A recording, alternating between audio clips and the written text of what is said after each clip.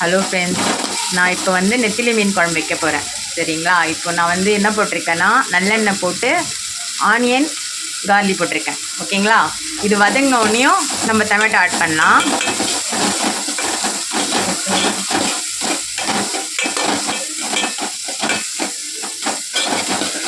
தக்காளி போட்டாச்சு. சரிங்களா?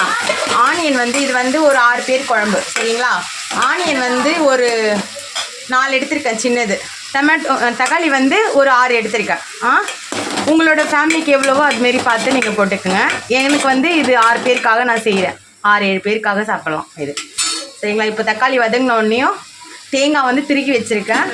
கொஞ்சோண்டு ஒரு 2 பத்தை எடுத்து அதையும் போட்டு அரைச்சிக்கணும். நம்ம ஒரு பொடி இருக்குது, சீரகம் வெந்தயம், அந்த பொடியும் கொஞ்சம் ஆட் பண்ணிடுறேன் நான். இப்போ நல்லா வதக்கணும். இது கொஞ்சம் வதங்கினோடனே நம்ம இதை ஆற வச்சு அரைச்சிடலாம். புளி வந்து ஒரு எலுமிச்சை பழம் சைஸ் எடுத்துருக்கேன். சரிங்களா? இதில் நம்ம இப்போ மீன் குழம்பு என்னென்ன போடணுன்ட்டு நான் அப்புறமா சொல்கிறேன் உங்களுக்கு. இப்போ தக்காளி வதங்கிச்சு. இப்போ இதுலேயே நம்ம மிளகாத்தூள் மீன் காணது போட்டுடலாம்.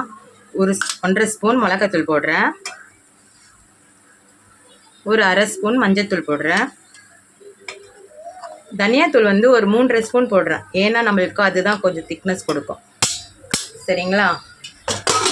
இப்போ ஆறினோடனே நம்ம இதை அரைச்சிடலாம். அப்புறமா கொஞ்சம் தண்ணி போட்டு வதக்கிடலாம் நல்லா.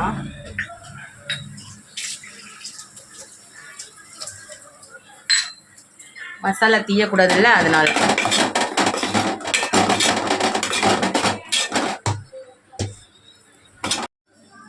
இப்போ நம்ம வந்து அரைச்ச மசாலாவை வந்து வதக்கணும்ல, அந்த கருப்பில் போட்டு இப்போ அரைச்ச மசாலையும் போட்டு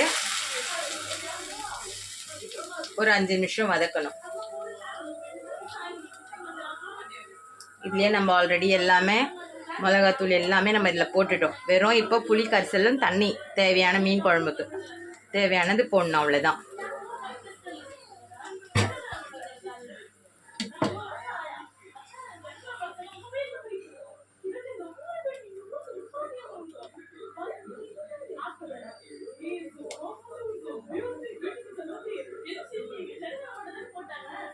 நம்ம வதக்கி செய்கிறனால ஆல்மோஸ்ட் கொஞ்ச நேரம் வதங்கினா போதும். ஒரு 5 நிமிஷம் வதங்கினா போதும்.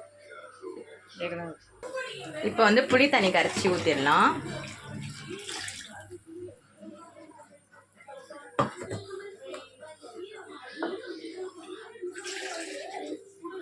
உப்பெல்லாம் கரெக்டாக இருக்கான்னு செக் பண்ணிக்கலாம் நம்ம.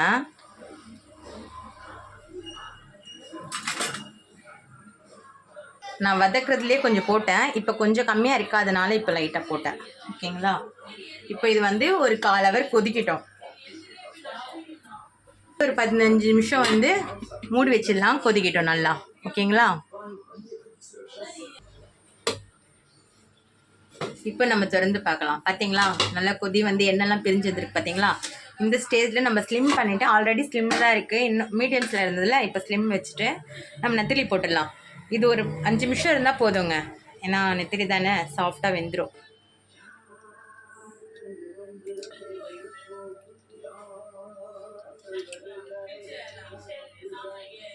ஸோ நான் சொன்ன மாதிரியே நீங்கள் வந்து இந்த மாதிரி மெத்தடில் வச்சு பாருங்கள். என்ன இருக்குது உங்கள் ஃபீட்பேக் எனக்கு கமெண்ட்டில் சொல்லுங்கள். ஓகேங்களா?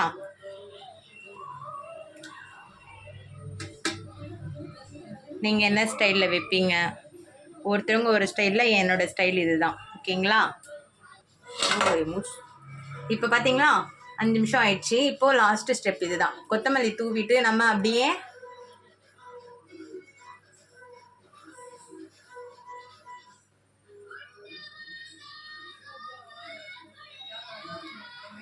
அவ்வளோதான், ஸ்விட்ச் ஆஃப் பண்ணிடலாம்.